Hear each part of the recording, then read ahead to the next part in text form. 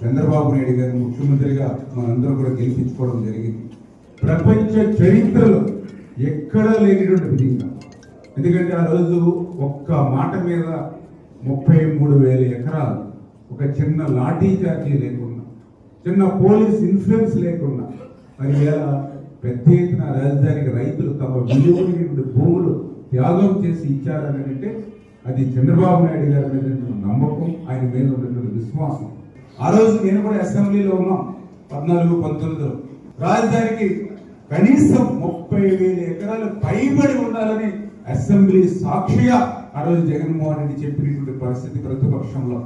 ఆయన కానీ ఆయన దగ్గర ఉన్నటువంటి నాయకులు కానీ అందరూ కూడా చెప్పారు పదే పదే, జగన్మోహన్ రెడ్డి మగోడు, అందుకే రాజధానిలో ఇల్లు కట్టుకున్నాడు, ఒక్క అంగుళం కూడా అమరావతి కదలదు అని చెప్పి ఆ రోజు 2019 ఎన్నికల ముందు మనందరినీ కూడా నమ్మించి మోసం దగా ఏ రకంగా అధికారంలోకి వచ్చాక చేశాడు మీరు గుర్తు చేసుకోవాలన్నటువంటి పరిస్థితి ఉంది.